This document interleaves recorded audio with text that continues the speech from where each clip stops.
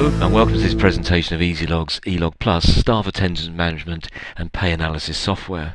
easyLog Plus is a powerful and flexible tool that provides comprehensive payroll analysis both quickly and accurately. It does this by comparing the attendance times of the staff, which are generated automatically through them using an attendance terminal such as a hand scanner or maybe card or tag based unit, and comparing this against a set of standard shifts which you've defined per job function. If we look on the screen here, we can see I'm currently looking at the senior care assistant's job function, of which there are then these 4 shifts. And if we then follow it down to the night care assistants, in this example from a care home, then you see the shifts are different, and these ones operate across the midnight time. In the authorization routine then, if a match is found between the shift times and the attendance times of the staff, the hours are then automatically passed into payroll at the correct rate applicable for the date and the time when the shift was actually worked.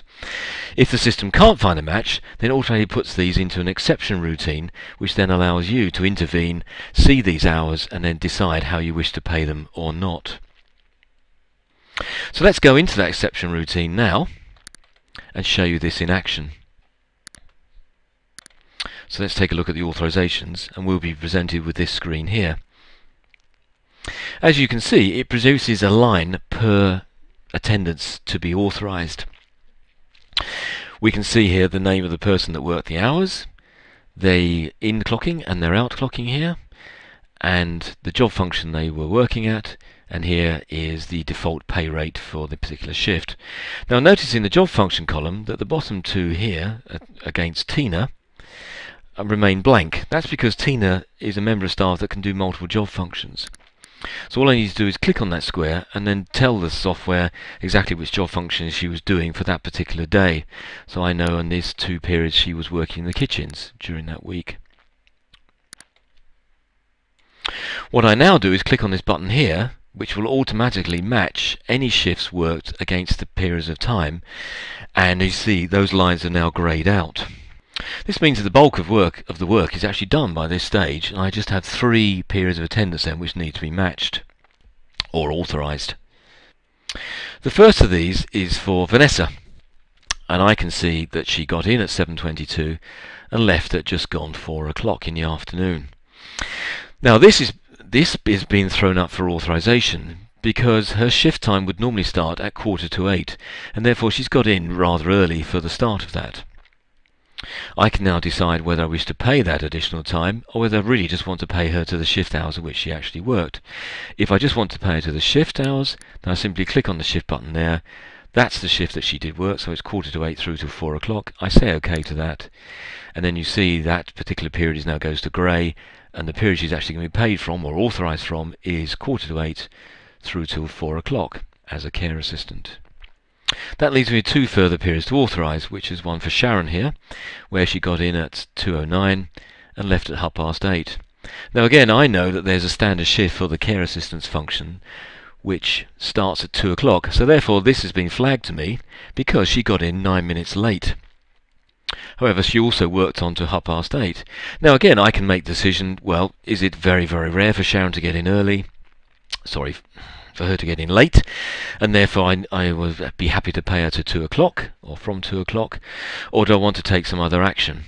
So if, for example, I click on the pay to band, then she won't be paid till 2:15 because it will round the hours up to the nearest quarter of an hour. If I click on pay to clock, I can then pay her to the exact minutes to which she worked, or again if I click on pay to shift, I can then just pay her for the hours of the shift that she should have worked, which is 2 o'clock through till 8:15. And what I can also do is I can modify the hours here if I so wish and say, well, I actually want to pay her maybe just from 14:15 and then pay her through till 20:15, and then agree that that's to be paid, put that as yes, and therefore that one's greyed out. Now for Kelly here, she's got in at 7:55 but then not left till 8:45. Now I do have a shift on the system which is the 8 till 8, which is a long day shift for the care function, and I can then say, well, again, I can use the buttons. Do I want to pay to shift? Do I want to pay to the actual attendance time? Or do I want to pay to the rounded hours? Well, let's say in this particular case, I don't know why she worked on so late. I need to refer to somebody else. And therefore all I need to do is click on OK. I can leave that one alone to be authorised at a later time when I've had that chat with the person in the know. What I can now do, though, is look at my provisional pay analysis report. So go into reports, select an employee there, and then ask it to create the report. What it then does is throw up a screen which has various payroll outputs on it, and also gives me the ability to, if I wish, see any employee with no hours worked at all. I won't do that. I'll simply click on OK in order to generate the report. Now notice again that those unauthorised hours for Kelly for that period where she worked on it rather late after a shift still remains unauthorised. I'm prompted to look at it again at this screen because I'm running a payroll report, and obviously this may have an effect on the payroll report. But again, if I don't wish to sort that one out at this stage, or don't have the knowledge to be able to do so, I can simply click on OK and be able to view my report. So that report then shows me the details for each of those 5 employees. I can see how many hours they've actually clocked as in attendance during the week period I'm looking at. If I scroll across here, I can see examples of if they arrived late or if they left early, again according to the authorizations I put through.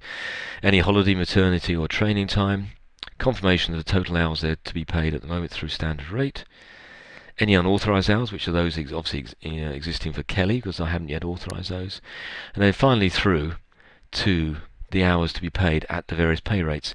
So on this particular example, I've got 2 pay rates, one for Monday to Friday, the basic pay hours, and one for weekend hours of working. Again, if I could define, if I wish, the actual pounds and pennies rate for each member of staff, and that would automatically be totalised for me and shown in this report. What I also have on the system is a little report generator which allows me to very easily view this report in less detail if I so wish and provide an actual pay output. So all I do is highlight that one there, ask it to repopulate because I've already defined this, and now I see that information just trimmed down to the staff, their payroll number if there is one, their total hours of working, any values, and therefore the number of hours to be paid at basic pay to and weekend hour rate. I can then from there create a CSV file or an Excel file and be able to output that into my Excel spreadsheet or onwards into a third-party payroll product from within the standard toolset that exists within easyLog Plus. So that completes my payroll analysis of those 4 or 5 employees, and I trust also in this simple overview it shows you how quick and powerful the tool can be to help you analyse the pay for your staff across the various pay rates that you have, and